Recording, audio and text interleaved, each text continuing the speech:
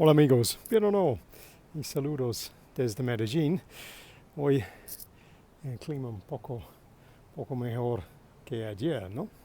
Entonces, el tema de hoy, casi continuando con el video ayer hablamos con conversaciones, cómo utilizar conversaciones para mejorar nuestra fluidez. Claro, en un parte de esta es clave para preguntar a otra gente algo interesante para ayuda con la dirección de conversación. Entonces,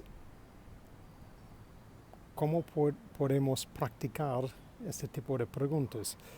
And ese es el tema de hoy. So, hello again from Medellin. Another splendid afternoon here today, much better than what we had yesterday. So the theme of today, carrying on a bit from what we talked about yesterday.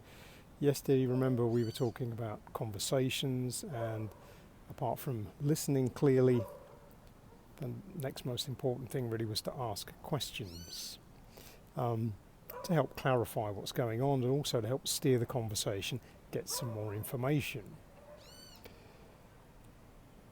But how do we ask those questions? Well, one thing with all of this, and this is true of anything you're saying in these conversations, is to be clear. Because clarity is really the key thing.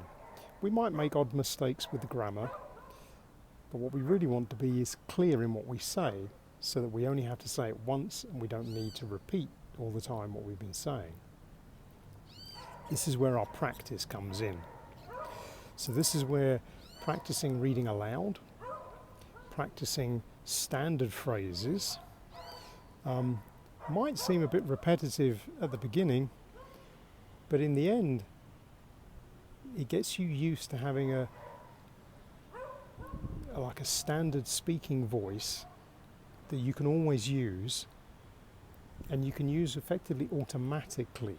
You don't have to worry that you might be feeling a bit stressed or tired in that situation. You know that your voice is going to sound pretty well the same. Should be nice and clear, good modulation, nice tone of voice, good use of pauses, so you have a sense of tempo of how you sound when it's nice and clear. And by practicing this type of voice, by reading aloud, practicing those kind of standard phrases, when you need to improvise, all you need to think about is the vocabulary. Because by that point you practice the voice and your voice works. So that's something very clearly to think about.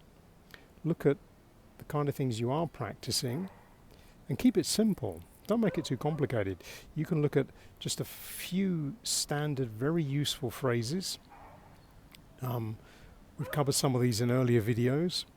How to politely ask for more information. Something like, I'm sorry, could you repeat that please? Or I'm sorry, I don't understand. Ask for clarification. Practice standard phrases you can use in all circumstances. So, yeah, I'm sorry is a very useful phrase, certainly, because you can politely interrupt anyone in any circumstance with that and then ask your specific question.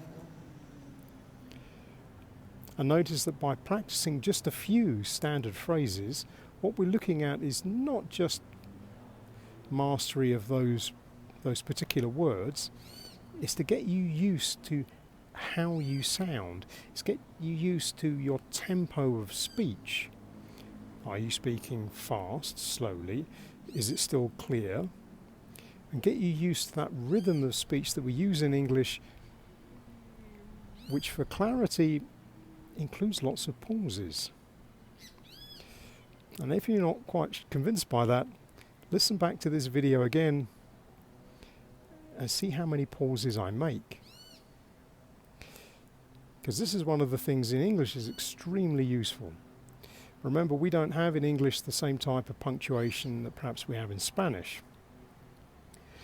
So we have to use pauses to help us emphasize key words. So if you get practiced at using pauses in your speech, one, it will help you slow down, which should help you stay calmer, because often perhaps if you're going to interrupt a conversation to ask a question, you might be feeling a little nervous before you step in there and start speaking. So the calmer you can be, the more relaxed you are, the clearer you're going to sound, and the whole thing should go a lot better. And part of the trick with that is to use pauses to help you have time to finish what you're saying clearly, give yourself space to breathe, and the whole thing should go a lot easier. So think about that. Practice some standard questions that you can ask in these conversations, but particularly be very conscious of how you say those questions.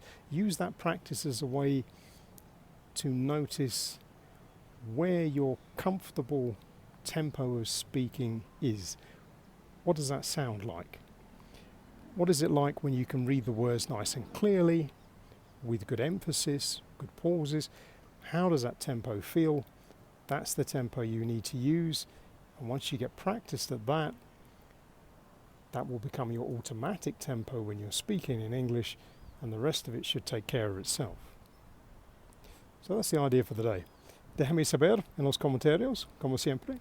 But for now, from Medellin, on this truly splendid afternoon, we'll say cheerio.